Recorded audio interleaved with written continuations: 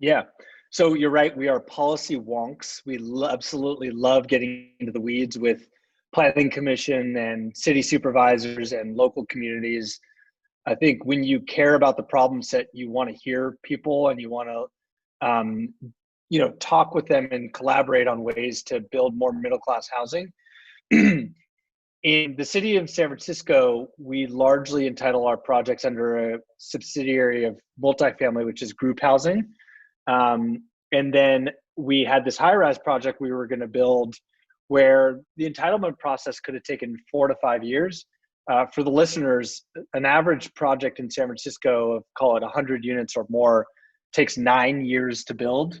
And that is just insane, right? We'll create 10 jobs in a normal economy for every one new unit of housing. It's just atrocious. And so Scott Wiener, who sits at the state level, who was previously San Francisco supervisor, a state senator, issued SB 35, State Bill 35, which allowed you to get fast track entitlements in 6 months, so long as 50% of the project was dedicated to affordable housing.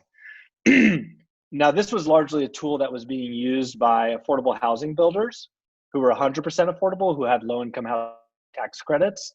But we have, because we have a more dense format, a higher net operating income, higher revenue, we're actually able to make the project pencil and capitalize it while also keeping 50% of the building affordable. So we should break ground on that project next year. Hello everybody, Christine here with another fun episode of the Co-Living Code Show. I am your host, also the founder of Kindred, which is a software platform for co-living. And our directory is definitely picking up a lot of steam lately. We know that some people are struggling with occupancy, so definitely reach out. We can let you know how to get listed on our global directory to help drive more leads. And just want to tell you real quick, I do have a webinar coming up on August 4th. It's Tuesday at 7 a.m. Pacific time, 4 p.m. over in Europe. And definitely we'll be taking live Q&A. And it's all about how to prevent occupancy loss even during a pandemic. Again, open Q&A, so definitely reach out to our team if you have any other questions on that. Mark your calendars. Before we launch in, I want to also give a quick thank you. We are happy to bring this episode in partnership with AnyPlace. With the ever-growing demand for flexible living, it's more valuable than ever to find move-in ready housing that fits your needs and without the burden of long lease. Serviced apartments and alternative options like co-living make it super easy and painless to move, relocate, or simply explore a city. And we're honored to share with you the best platform to discover unique and affordable places to live in around the world. And we just brought on another partner for the Co-Living Code Show. It is ISL Furnishings, a brand created through Interspace Living. They exist in the exciting space where design meets function. And Interspace parlayed its success in commercial grade unit furniture and conceived an elevated offering. They strongly believe in the co-living industry, and they already work with some of the larger brands like Quarters and Starcity. ISL Furnishings was founded with a mission to bring your brand to life. Their goal is to revolutionize the unit furniture experience. Every venue has its own voice. They exist to clarify that voice, interpret your brand vision, and deliver superior quality on time, every time. Their website link is in the show notes. Definitely check them out. Today, we have John from Starcity. Now, as you guys remember, last week we had Esteve from Starcity, employee number 2. He's handling their Europe expansion. Definitely check that episode if you missed it. But today, finally brought John on. I know he's been requested a few times. It was an amazing conversation, so amazing that we went an hour long. I know you're gonna get tons out of it. Also have the link to his Medium blog post here in the notes. He's been writing since 2016 about co-living, so he's a massive advocate. You will love this episode. I'll read his bio real quick and we'll launch right into it. John grew up in Palo Alto, where his family established a co-housing home with Stanford students to help make ends meet. He graduated from USC Davis with a bachelor's in Managerial Economics and spent 10 years at Cushman Wakefield. He did over 3 million square feet of commercial real estate transactions worth $1 billion in aggregate value over his career. And as you guys probably saw in the press, just in April, they raised 30 million. They're Series B. They know what they're doing. They're growing rapidly, which is so exciting to see. So enjoy this week's episode. Now we've got John, one of the original founders. He's in San Francisco, correct? That's right. Sunny San Francisco.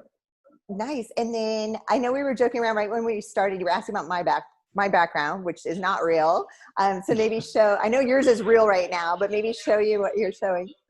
Yeah, no, we were joking around about all these cool Zoom backgrounds, and I've just been so thrilled to share my workspace, which is my recent addition to the family. He's now 5-month-old son, and his name is Sam, and he's my second child. And so that way I get to, instead of showing baby pictures, I can just distract people during meetings. Yeah, so cute. That's awesome. And you said your daughter might photobomb the interview, right? She might. She's been known to run in her ballerina costume every once in a while and give an appearance. So we'll see. We'll see if that happens. That is awesome. Well, John, let's start with the biggest news that you guys have had in the last month, other than expanding to Europe, would be your $30 million raise, right? That was it Series B? Series B. Yeah. So we did a Series B plus an extension. We're excited about the chance to bring on new investors, and then a lot of our existing larger investors like Y Combinator and Bullpen Capital continue to contribute to the company and the mission. And I think we're thrilled. I mean, it was certainly a difficult environment to raise in. You had sort of the implosion of WeWork happening last year, and you had obviously the economy going through difficult times, but we were able to pull it off, and got lucky that our investors have a rational amount of support for us. No, that's amazing to hear. And so, like, obviously, I know you guys, are PropCo, OpCo. You guys have your own in-house tech team, obviously, because you're in Silicon Valley. What kind of portions of that raise is kind of being divvied up? Yeah. So we've raised about 50 million to date, and we typically split it about 50-50 between the sort of PropCo functions and the OpCo functions. So in, let's say, late 2017, 2018, we started to become a developer ourselves. We wanted to acquire, develop, construct, and own co-living communities for as long as possible. And we're, as part of the typical residential real estate capital stack, you'll contribute 10% of the equity as part of the GP, and so that's typically our contribution, and we can make that back over a series of period of time through fees and things like that, and then the other portion has gone to G&A, headcount, expansion to new markets, and then research and development, both on the software side, where we build 3 proprietary software products: our front end for the member application, the property management system, which we built from the ground up, and the mobile app, as well as hardware, which are things like a Murphy bed 2.0, which we're building in-house. The guy who helped build the model Tesla 3 is helping us design this really, really awesome Murphy bed from the future. And then also all the structural systems that we build into our buildings is being designed by a gentleman by the name of Curtis Wong, who came from SpaceX, whose his arm control that the astronauts walked from the bridge over to the spaceship on, he designed that. So he's helping us build structural systems for our future communities. So needless to say, we have some important capital needs for some very innovative ways to build housing. I know, and right before the interview, right before we hit record, we were talking about the launch that just happened this weekend. So it was amazing to watch that. Yeah, I could see why some people would want to leave the planet right now, though. I saw somebody make a joke about that, and I was just dying, right? They're like, those 2 guys had the right idea. We're taking off. Yeah. Yes, but it was nice to have something positive happening in such a crazy world right now. For sure. I think for sure. Enjoy. I think it was inspiring. So great. No, love hearing that with the tech stuff and kind of what you guys are doing. So with the Murphy beds, is it kind of push button? Is it similar to Ori? We had one of the founders from Ori Living on just a few weeks ago. Is it similar to that? Well, I don't want to give too many specifics yet, because we're going to do a product launch and announcement very soon. But what I can say is that imagine the walking into the room and the bed is deployed automatically. Imagine if you're coming home and you want to have friends over and you want to have a couch setting in your suite. That would automatically be deployed from an app. So I don't want to get into too many specifics, but for the listeners, just follow us on social media at Starcity, and you'll get to hear all about the upcoming announcement later this year. Nice. Good stuff. Okay, we will do that. And also, I know you were on, I heard a great podcast with you on change order. I know you've been on a few podcasts, 20-minute VC. So everybody listening can, after this interview, you guys can go over there and hear more of John being interviewed at these different places. And also we're going to have a link to your Medium, your Medium back in the day. What was it like? I wrote it down, 2016, you were writing these amazing articles, blog posts on Medium, about housing as a service. So are you excited now? We're 4 years down the road. Do you think it really, is this where you saw it, or do you think it's not moving fast enough? Really good question. I mean, one of the first blog posts I wrote, and I wish I had more time to do writing because I absolutely love it. But one of the first ones I wrote was a post about how Silicon Valley specifically needs to stop building photo sharing apps and needs to solve the housing problem. And then interestingly enough, I got a comment from Sonia Traus, who is the founder of YIMBY, which is one of this great progressive movements called Yes in My Backyard, to really push forward housing innovation and housing supply. But her comment was, stop writing blog posts then and become an activist. And I thought that was really, really funny. But, look, I would say the original thesis for the company has largely played out, and we have not changed our underlying mission since day one. Our mission has been to make great cities accessible to everyone. We solve that through making them more affordable through higher density living. And we solve social isolation by allowing people to live more communally. And you understand the benefits of co-living, otherwise you wouldn't have a co-living podcast. So, and so we've largely been able to deliver on that. And I think I'm really excited about a project that we're breaking ground on early next year in downtown San Francisco that will feature beds that are as low cost as $800 a month. And that means that folks on minimum wage in the city of San Francisco can afford to live in a shiny glass skyscraper. And so I think that to sort of respond to your question correctly, it's felt like a long road to get here, but I'm proud of how far we've come in such a short period of time. No, definitely. And that's exciting to hear. And we'll definitely touch more on the affordable housing component too, because I did have some questions written down. But before that, and we should have started with this, I know your family, back in the day, was doing co-housing, right? So you were kind of born into it. I would love for you to tell that story. Sure. So my parents immigrated from the East Coast of the United States to California in the 1960s. And they were, my dad was a scrubby Jewish kid from Brooklyn. My mom was a granddaughter of a Protestant minister from upstate New York. And so when they got the families together, it was kind of like, So they're like, you know what? We're moving out to the West Coast. My dad was teaching at Stanford. My mom was an educator and then worked in corporate, technology companies. And they were trying to make ends meet in Palo Alto, and they had this really cool idea to house Stanford students.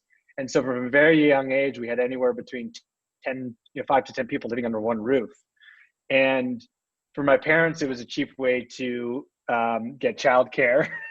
For the students, they got low cost rent. And my brother and sister and I had engineering students help win every science fair project.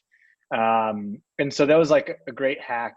I remember very fondly Adeboyega Mabugunji, who's like this 6'8" Nigerian guy who lived with us. And you saw these two white kids, my brother and I, walking down the Palo Alto streets with a giant Nigerian guy. And all these people were like, what is going on in the Dishotsky household? But we loved it. And we had so much fun. And I still talk to Ade to this day. And, I think that was impactful for me to show that in sort of cookie cutter suburban America, there's alternative ways to make ends meet. And a lot of it's based on changing how the built form works and how the physical supply works. And I eventually, I spent time, I graduated from the University of California, spent a long time in commercial real estate, helping high growth technology companies build and scale their footprint. And in 2014 and 15, I just started to grow really frustrated with the headlines. San Francisco is too expensive. California is too expensive. People are deciding to move out, blah, blah, blah, blah, blah. And for me, it was like my parents moved here with nothing. Ade moved with nothing. And they were able to make a life for themselves. And that was eroding for the general middle-class population. And so I felt it was incumbent upon people to start proposing new solutions. And all the solutions I was seeing were around policy. And so when I talked to real estate developers, I asked them like, hey, do you care about this problem? Do you care about designing new buildings? Blah, blah, blah, blah, blah. And most of them were like, I just want to buy another Maserati. And so I felt like, okay, it would be a great time to start a company that focuses on this. And I also want to work on a challenge that I could spend the rest of my life on. And housing affordability in cities is a huge challenge. So I'm sure it'll take many lifetimes to solve this problem. No, and that's what I think, again, after listening to the interviews and reading your posts, like you're passionate about innovation. That's one thing. That's great. A lot of us are, but also policy change. And so I know you were able to, and maybe you can give some clarity on this, were you able to fast track entitlement? Was it the San Francisco building or San Jose? Because you did, had a percentage of it being affordable housing. Yeah. So you're right. We are policy wonks. We absolutely love getting into the weeds with planning commission and city supervisors and local communities. I think when you care about the problem set, you want to hear people and you want to, talk with them and collaborate on ways to build more middle-class housing. In the city of San Francisco, we largely entitle our projects under a subsidiary of multifamily, which is group housing. And then we had this high-rise project we were going to build where the entitlement process could have taken 4 to 5 years. For the listeners, an average project in San Francisco of, call it 100 units or more, takes 9 years to build. And that is just insane, right? We'll create 10 jobs in a normal economy for every 1 new unit of housing. It's just atrocious. And so Scott Wiener, who sits at the state level, who was previously San Francisco supervisor, a state senator, issued SB 35, State Bill 35, which allowed you to get fast track entitlements in 6 months, so long as 50% of the project was dedicated to affordable housing. Now, this was largely a tool that was being used by affordable housing builders who were 100% affordable, who had low-income housing tax credits. But we have, because we have a more dense format, a higher net operating income, higher revenue, we're actually able to make the project pencil and capitalize it while also keeping 50% of the building affordable. So we should break ground on that project next year. San Jose was a different animal. San Jose is very pro-business. The downtown district has been booming. As funny side note, my older sister, was the chief of staff for Mayor Ron Gonzalez a decade or two ago. And she was always like, San Jose is going to be cool. San Jose is going to be cool. And I would like roll my eyes. But then all of a sudden, it started to become really cool. There was like this great urbanization moment that's been happening over the last 5 years with like office, hotel, retail, nightlife, arts. And it was sort of happening. And so we were able to acquire this piece of land right in the downtown district. And then we proposed our design to the city. They were like, well, you could entitle it as hotel, SRO, or student housing. And we were like, no, no, no. And they were like, what do you think about creating a new zoning category? And we were sort of like, what did you say? This is awesome. We were sort of dumbfounded. And so with that, we worked with the city and collaborated with the city with the first of its kind co-living zoning category in the country. And that project was recently approved. So 2 exciting, policy initiatives, and we continue to sort of work on that type of stuff and get excited about it. How did I miss that announcement? So co-living zoning specific to co-living. How recent did that happen? How recent? That was at the end of last year. Yeah. Okay. Yeah. Congrats. In Thank San you. Jose is the first city to do that, correct? That's right. That's right. I think this is the first place in the world, but I don't want to. I don't want to.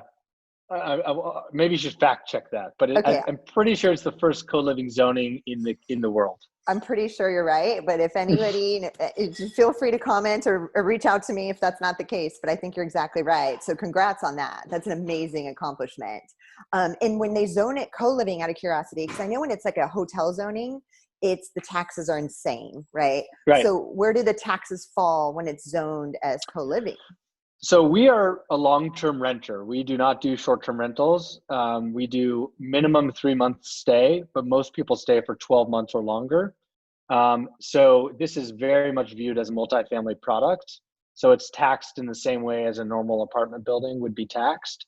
In addition to that, there's a handful of design parameters in the co-living zoning cat that are required so that this doesn't push to the I won't even say the word, but single room occupancy category, which is just a really bad format, right? Which has, I don't want to get into the specifics on that, but in the co-living zoning, you have a minimum number of units that share a larger kitchen and living space, outdoor space, communal areas spread throughout, reduced parking requirements, and all sorts of things that create an incentive for a developer to want to create as much congregate housing as possible versus just trying to maximize the amount of density to only care about yield at the end of the day. So we worked very collaboratively with the city to make sure that this is a type of zoning that could stick around for a long period of time. And other cities have started to take notes. And so we're hearing from a handful of major metropolitans that want to look at what San Jose did and try to adopt that into their zoning as well. And okay, I know you don't want to talk about SROs, but these micro suites, these SROs, like haven't you ever, I've seen some in Europe that were done, in a decent manner because, they still had those beautiful common areas and patios and events and community. Like, have you ever seen it done right? Well, the original SRO zoning, which was sort of post World War II manufacturing housing, was largely a format that didn't work for a whole host of reasons. 95% of that floor plate was very isolated rooms with shared bathrooms amongst 20, 30, 40 people.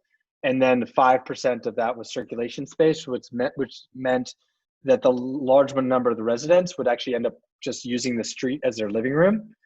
And so that, I think, there's a historic legacy in many cities of those, which is sort of the last bastion of affordable housing market rate that people use before they potentially become homeless.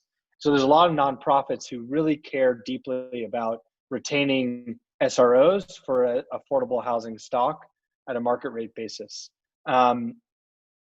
Micro suites are a different ballgame. I have no problem with micro suites. In fact, we're entitling and developing a project in Seattle that will be micro suites with co-living features. But the original sort of SRO, where you have these soul-crushing individual rooms with no amenities, those are, I think, a bastion of a bygone era where you sort of housing accountability didn't exist. We didn't have fair housing laws and all sorts of stuff like that. Yeah, no, that was very well said. You're right. There's a big difference. And Yeah. then what other cities are you guys going to expand to soon? What's on the horizon? Yeah, so I mentioned Seattle. So we have a project that we're working on there. We've been looking at the market for a couple of years now and just trying to wait for the right type of project to come across our plate. We're, as you know, very much West Coast focused. We launched Barcelona as well, and Esteve will be leading a European expansion over the coming years. Next would be Madrid, and then all of the sort of major cities that have housing affordability issues. We look at, there's probably about 45 global cities on the roadmap, and we'll sort of piecemeal those out over time. And it's any city where there's high income inequality, lack of affordable housing supply, high job growth, deep sense of urbanization. And, again, as I mentioned, we're going to do this for hopefully my entire lifetime and multiple generations beyond that. And so, we have the time and the patience to slowly understand those markets. try not to launch a market before deeply researching it, then creating a pilot in that market, and then testing the demand and understanding whether or not there's actually a real demand for this product. And then we'll typically roll out some sort of management opportunity first, and then build out our own development capability in that market from there on out. And it was so much fun earlier having Esteve on. Like, again, it was just so great to see your guys's, he some of the questions is like, make sure you ask John that question. That's totally a US West Coast, answer. So yeah, it's been cool to kind of hear both sides. And then let's see here. I had another question. Oh, you had 10 years at Cushman Wakefield, right? Yeah. So I had 3 internships in college. One was in investment banking, which I hated.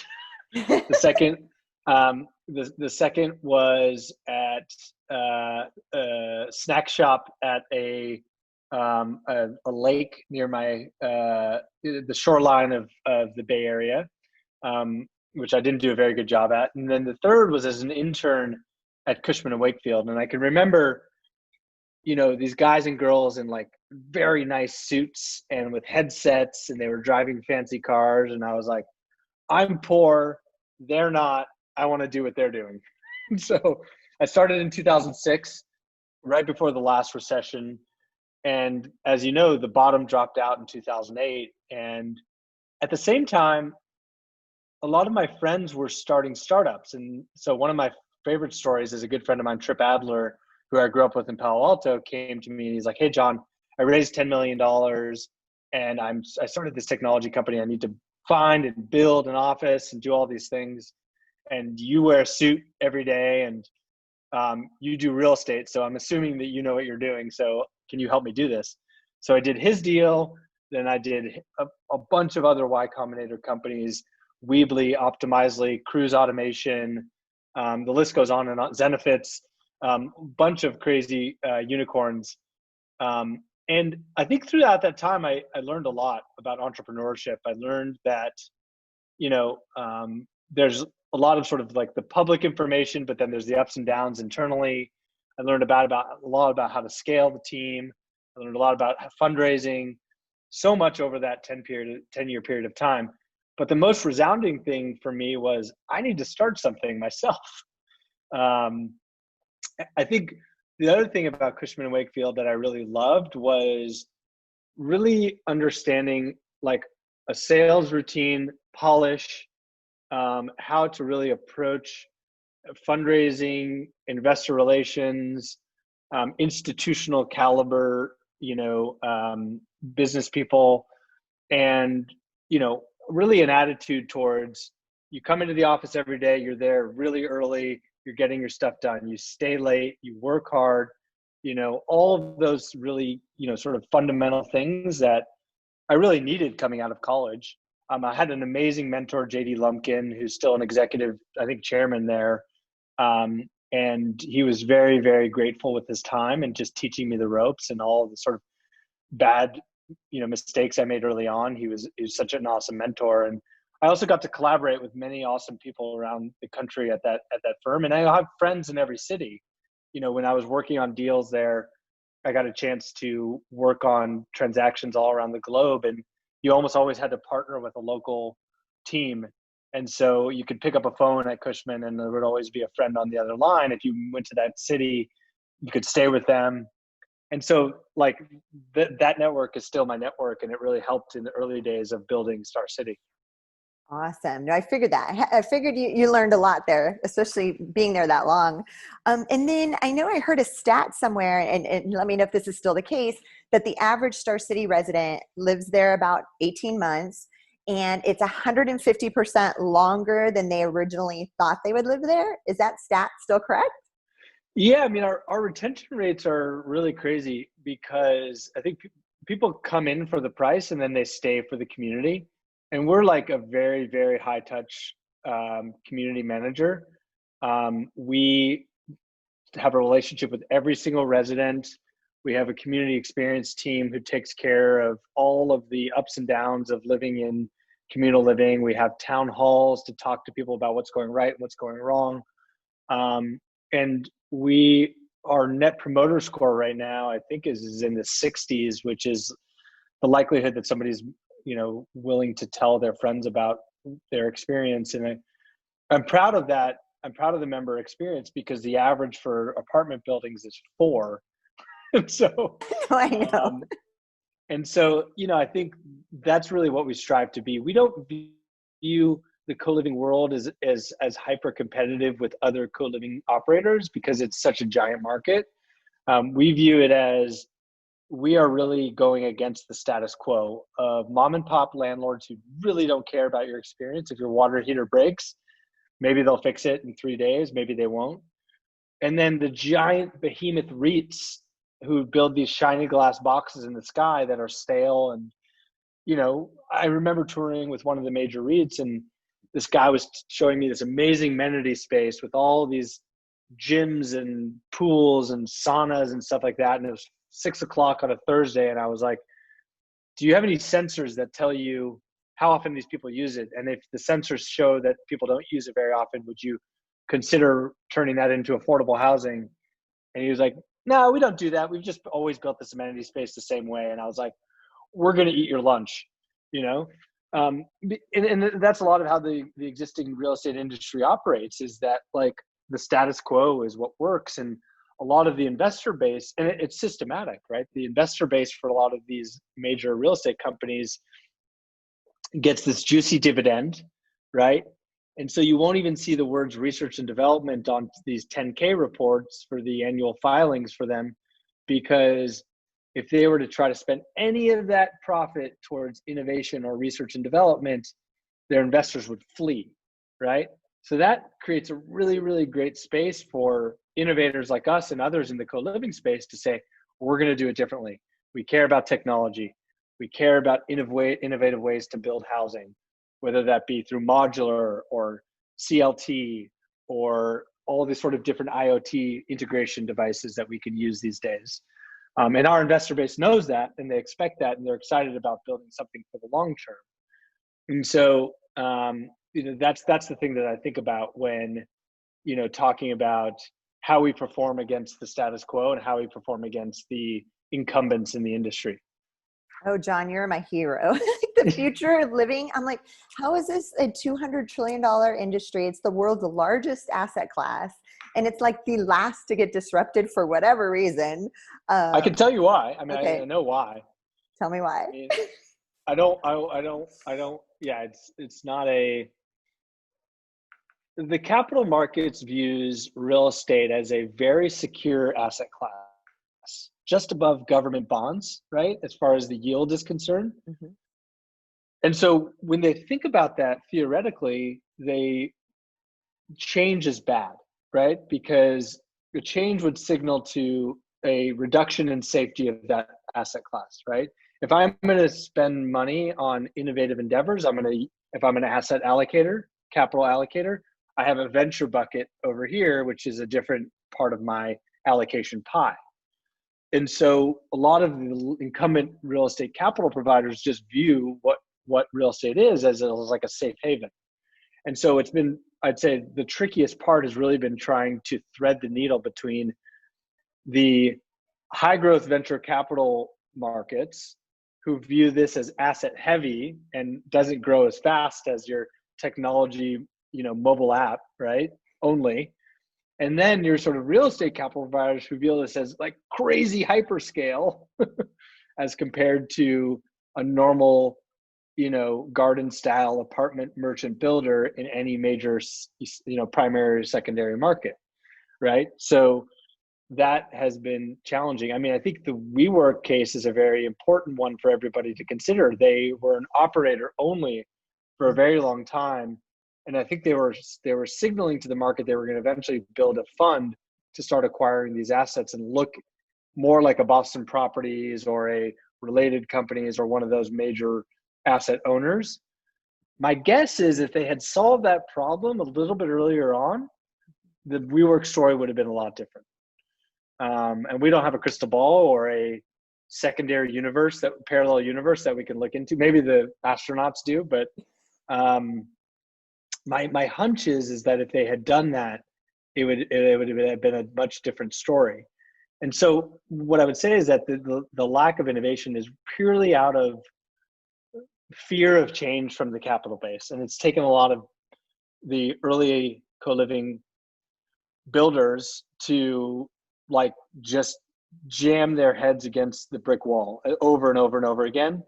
And so I thank the people that came before me and the people that will come after me in helping that push that forward. And people like you for continuing to tell our stories. Yeah, no, I love it. Thanks. I mean, yeah, we're next month will be 2 years on the show. And even 2 years ago, nobody, yeah, thanks for the round of Let applause. me do this. Hold on, I can do this. Hold on. There you go. Yay! I got to clap on the screen. Thanks. You gotta love Zoom, right? So yeah, I mean, 2 years ago, people were like, well, "What's co-living?" And nobody was really listening or watching the show. And I'm like, I'm just gonna do this every single week. And eventually, I just knew it was gonna like turn, just grow. And I mean, it's obviously what loneliness. It's solving all the issues, like expensive housing in the cities, loneliness issues. Yeah. So no, and again, because you guys have only been out this, so I know you're writing those articles 2016. When did Starcity officially launch? We were incorporated May of 2016. So I'd done some angel investing in the past, and one of my angel investments was a company called Savvy. Josh, Jesse, and Mo, who are still my co-founders to this day, started that company. And when you do seed investing, usually what happens is you give somebody your money and they say, we're killing it. And then they die. And you're like, what happened? I could have helped out. But these guys were like, we're killing it. We're not killing it. We're killing it. Some days are good. So they're very trustworthy, very transparent. And the app that they built was a way to get small groups of people together. So when I was starting the company, I came up with the idea. They were winding that company down and looking for an acquirer. And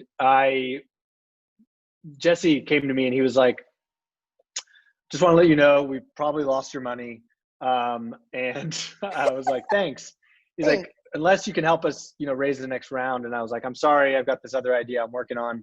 And, I need to use my sort of investor network to focus on that. I walk out of the coffee shop, I immediately turn around and I'm like, hey dude, do you want to come on board and like start this with me? And he's like, I love that. Let me talk to the guys. And then we got them all together and they were like, they jumped at the opportunity and very excited. And so, yeah, we started in May of 2016. We were accepted into Y Combinator the summer of 2016. And then we launched later that year with our first community. We now have, we'll be about 1,000 beds by the end of this year. We've got another 2,500 under development. And then, like 10,000 or so that we want to do. Yeah. I don't call it pipeline because, I've got to raise hundreds of millions of dollars to deliver that pipeline, which I feel like I could potentially do. But again, it's pretty fast growth over that period of time. And we've learned a lot. We've made a lot of mistakes. I'll be the first to admit that. And then do you guys own, so as of your portfolio right now, like what percentage do you guys own the buildings? And then what, have you done master leases or revenue share, profit share? Yeah, we don't do master leases anymore. We did that on a few pilots just to get the boots out, to get the first projects going. My initial hunch was we could raise a friends and family capital to actually buy our first deals. But then when I went to do that, people were like, you don't have a track record. You don't know whether this works. And then lenders, I talked to 40 lenders and they laughed me out of their offices. And so I was like, all right, well, what if I pay a building owner for 5 years? Maybe they'll do that deal. So that was how I convinced the first people to do deals with us. But we knew that was not a good business model. Master leases are a long-term obligation with no asset. And so it's just a really terrible business model. And so we shifted in 2017 to an ownership model where we were the owner and the operator. We will do third-party management. We don't do master leases in that situation, but we do a property management agreement. And we weren't able to do that in the early days because nobody was building co-living, but now there's a lot of developers who build it. And then we will also do development consulting along the way. So about 75% of our portfolio is owned. And then on a go forward basis, I'd say about 90% of our portfolio will be owned. Nice. Okay, that's good. No, and you guys are scaling still at a decent speed for doing it that way. I love that. And then there was another stat I heard or read that you said if people are sharing, the more people that share a kitchen together, whether it be like 10 to 12 people, the longer they also stay. Yeah, so we experimented with a lot of different formats early on. We did a 6-bedroom, we did a 20-bedroom, we did an 11-bedroom, we did a 15-bedroom, we did 5-bedroom. And what we found was that we're like data nerds, like hardcore. And we found that the retention rate, the net promoter score, the occupancy rate, the yields, the renewal retention rate was significantly higher for groups above 5. And so that was the quantitative side. Qualitatively, there was a little bit of a Lord of the Flies, Survivor Island mentality with the smaller groups of like, this one person, we've got to vote them off the island. In the larger groups, there seemed to be that you could create some little cliques and that was okay. And I could find more friendships. And we found that above 2 real new relationships, that increased the likelihood of somebody renewing by about 2 to 3 times. If somebody attended more than 3 events, their retention rate went from 30% to 80%. And those were more likely to occur in bigger group sizes. And so we tried to marry that with how we could build that in the physical form. And so we've landed on a module of between 5 to 12 being the ideal size, where each individual gets a private bedroom and bathroom. We do a Jack and Jill in some cases between two residents who maybe know each other. And then a very high-end chef-style kitchen and living room for people to share. 2 burners, multiple fridges, dry storage. Everything is fully furnished. All the utilities are included. You can sign up on our app and once accepted, move in less than 10 minutes. And so that's really the like liquidity in the market that we want to get to, where housing is a service, right? Which I mentioned in the previous blog post. So that's the really unique thing that about sort of our format that we like, is that it's more sort of higher density community for people. That is super cool. And, I'm in a co-living home here in San Diego. There's 6 of us. And I think you're exactly right. If there was not enough people, I think you'd get sick of each other.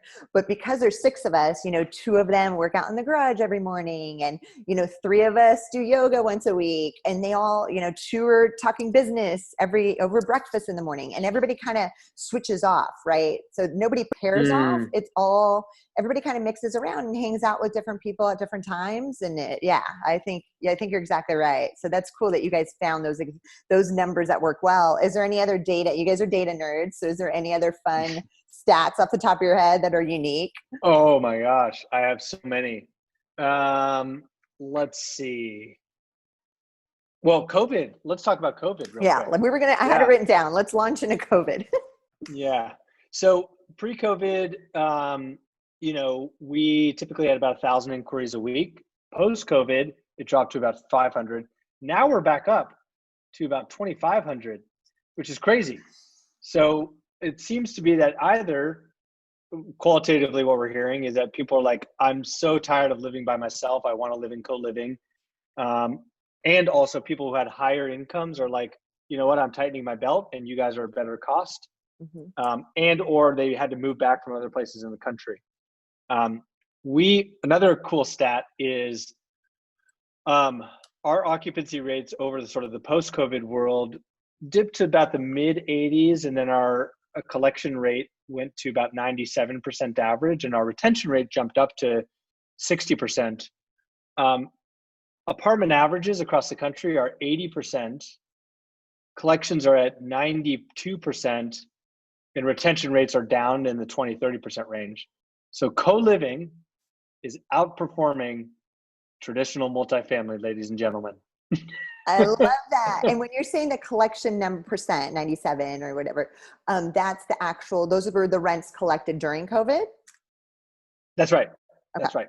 Cool. So if you are required, we're typically 99.5%, meaning that there's some delinquency and people, maybe they lost a job, or maybe they forgot to pay their bill.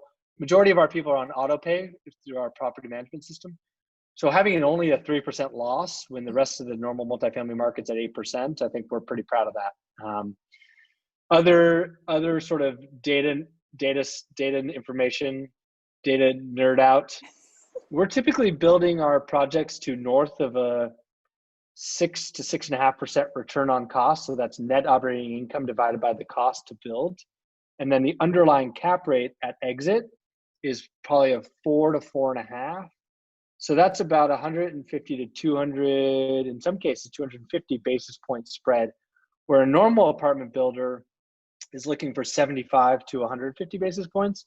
So we're almost outperforming the market by double in certain cases from a return standpoint. So that's really, really interesting to see. And we just have to, have build up enough of an asset portfolio where this becomes as I mentioned, a sort of a standardized asset class. Student housing, senior housing, and data centers all went through this evolution where they started off as like friends and family deals, and then they went to small institutions, and then they became obviously large REITs.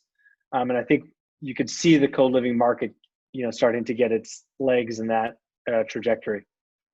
See, investors, are you listening or watching this?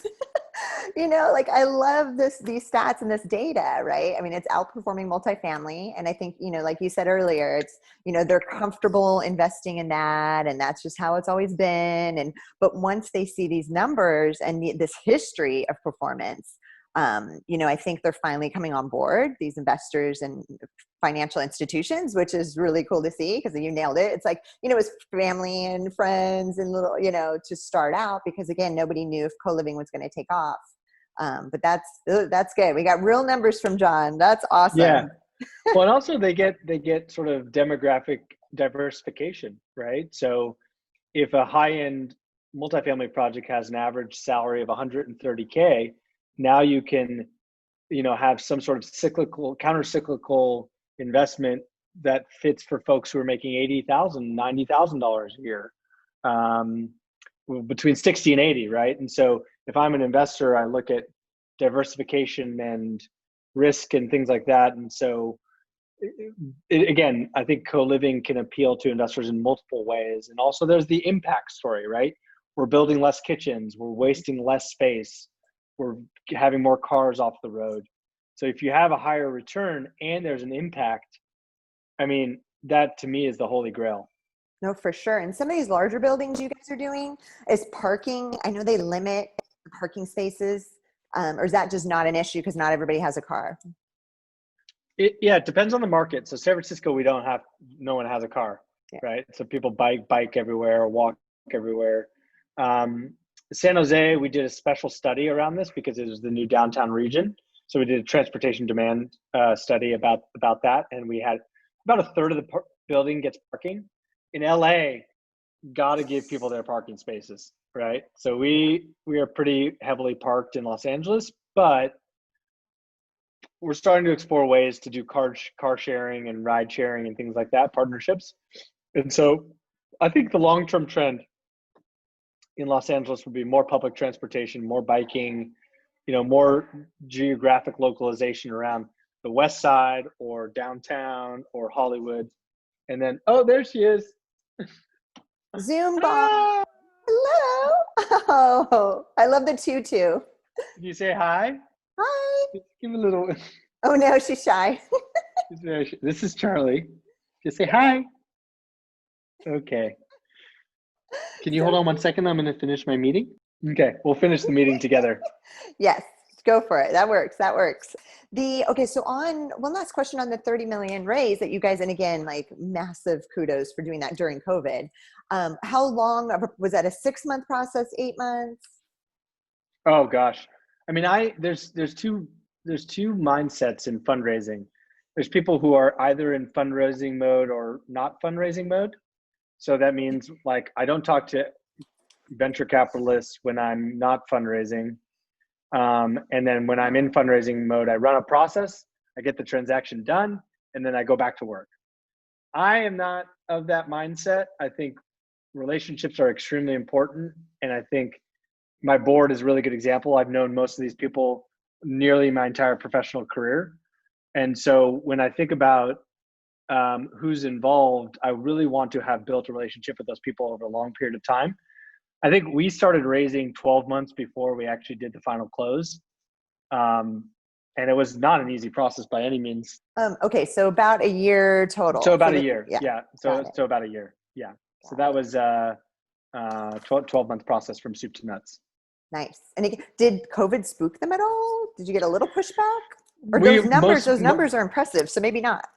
Most of the allocation was done pre-COVID. So like people committed December, and then funding happened January, February. So it all mostly, the announcement occurred in April, but we had closed before COVID even hit. Oh, lucky you guys. I guess you guys timed that right. And then is there any other, like from COVID, was there anything else you guys implemented with the resident? Like what kind of things did you guys? Tons of stuff. So we did additional cleaning. We did virtual tours, virtual events.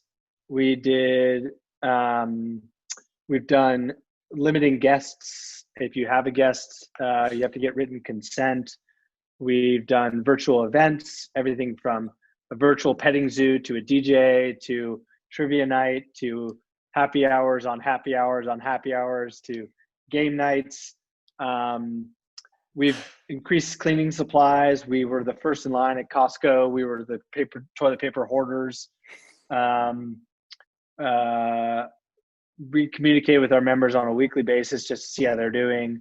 We did lease workouts. If people had to reduce their rents, we talked to them about that. We waived termination fees for people who are in crisis mode. I have a 17-page document about everything we did. Whoa, nice. Impressive. Yeah. No, and it was, I think Co-Living was lucky in that sense that they could put the systems in place very quickly because they already had a layer of systems to operate normally. That's right. And then the San Jose project, when's that slated for opening? So both San Jose and downtown San Francisco projects have a few more development milestones we have to hit before we break ground on them. So my guess is both of them will be into the ground early next year. San Jose is a little bit bigger than San Francisco, so it'll probably be 2024, and San Francisco will probably be 2023. So what is your, what are some brands that you really like in the world? If you just named one or two, you like what they're doing in the co-living sector. Ooh, in the co-living sector. So I have a lot of respect for Common. I've met and talked to Brad multiple times. Think that he's one of the early pioneers. Really like what the team at Ollie has done. I know both Chris and Greg, and they've done a really good job of sort of catering to the institutional world and create Alta. Alta is an amazing project. The guys at Collective, I think, have built just some enormous, beautiful projects. And I think they ushered the sort of, they've been at it for a long time. Yeah. So a lot of kudos go to them. I think there's a really passionate, but sort of somewhat, I'd say generally cooperative group of leaders in the industry who are saying look, if we all do well, the category succeeds, it benefits us. And I can count out of the thousands and thousands and thousands of deals that we've tried to acquire or pitch on, I barely ever run into any other co-living operators. Now, it may become more competitive in the future, but I think everybody's taking a different approach, right? So the Collective has one way of doing things. Ollie has one way of doing things. Common has one way of doing things. And, Quarters and Bungalow, everybody has their own way of doing things. And I think that will create differentiation in the market where the consumer will understand what is the major difference between these businesses. I could say full well, Starcity stands very much for affordability, and we're extremely high touch on the community side, and we're also your owner. And so when we say we can do something, we can actually do it. And we're very deeply innovative, right? A third of our team is on the technology side. And so those are the things that we stand for. And so, I think over time, it's first of all, who will continue to thrive and survive, who will continue to build, very high quality projects, and, who will continue to deliver on the experience in a repeatable way. Because the only way to really build a brand is through the long-term, really good relationship with customers. That's it, right? If you think about all the best brands that have ever existed, Apple, they stand for privacy and very beautiful products, and they always deliver on that. Tesla, like the most innovative car, and customers absolutely love it. I even go back to like Starwood, which eventually sold to Marriott. Like the customer loyalty program for Starwood SPG was one of the best loyalty programs that existed, and they treated you like a very important individual, and it was such a great program.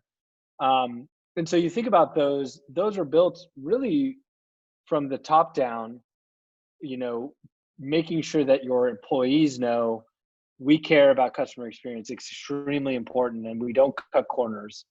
And that's hard to do, right? It's very, very hard to do because customers can be needy, and they can be, very, they can share a lot, and they can have a lot of concerns, and that can become difficult. And if your heart's not in the right place, again, you'll cut corners. And so I think building a brand is really about, do the employees buy into how important member resident experience is? And can you continue to hire people who come in with the energy to want to solve that problem for our members, want to solve and make sure that their experience is really, really great? I think that just takes time. And talking about this loyalty program, because I've talked about it, I'm surprised there's not like a rewards points. Obviously the hotels have nailed it, the airlines have nailed it, credit cards. Like, do you see that in the future of co-living, where there's some sort of loyalty program? Well, what they say is that the major reason for a loyalty program are in markets that are hyper competitive. And so if you're not differentiated in any other way, then you create loyalty programs. So I don't know, but what would be interesting is if, and I could talk to like Reza and Brad and all those guys about this, but like, do we create like a universal co-living pass where you can like try out all the operators around the world? When I've talked about almost like, I know it's like a dirty word almost, but like a timeshare, essentially. I've been trying to preach that because it's hard for these operators to scale globally quick enough.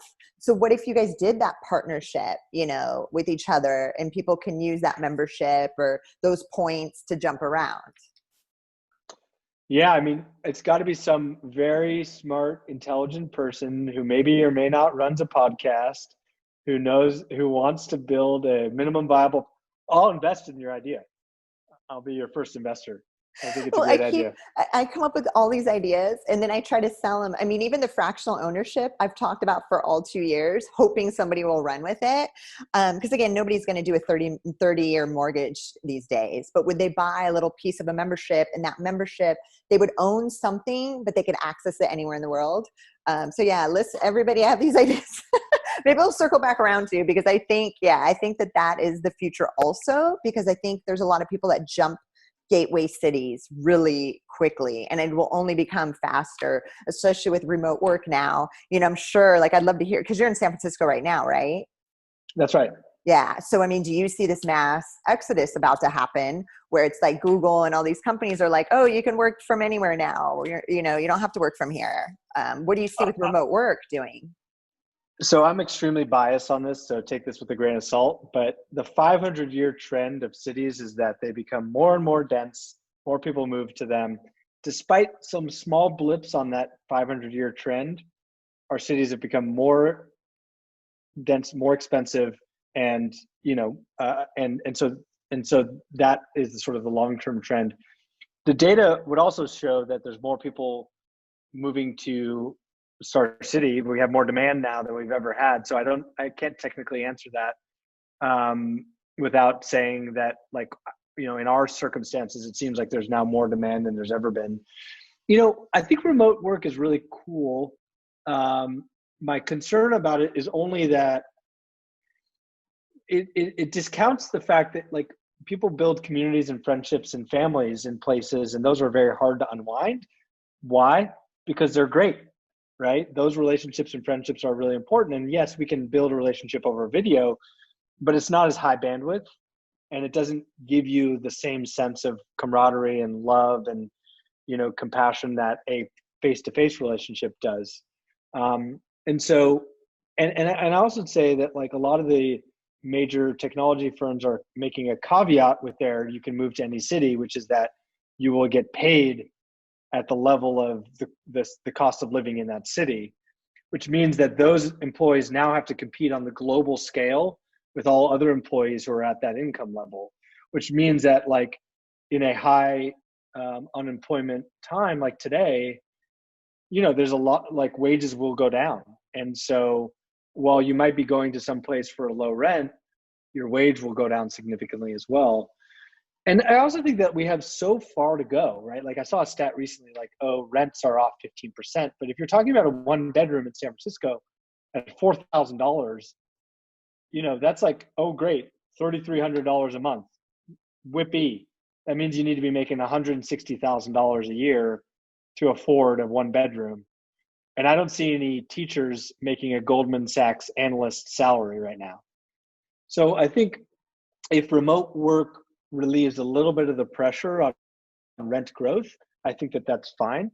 But there's so many systemic problems with our housing supply issues, at least in the state of California and in a lot of major cities. Like, we are 3.5 million units of housing behind what would be required to stabilize our market to get to housing affordability.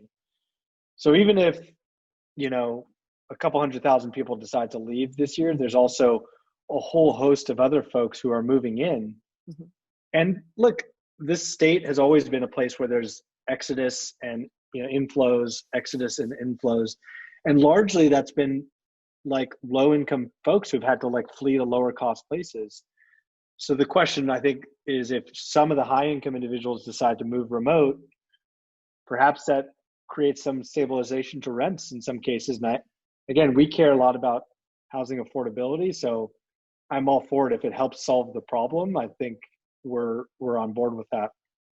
And I agree 110%. You know, when some people say, oh, everybody, because of the pandemic, people are going to flee the big cities, they're going to not live there anymore. I don't agree with that at all.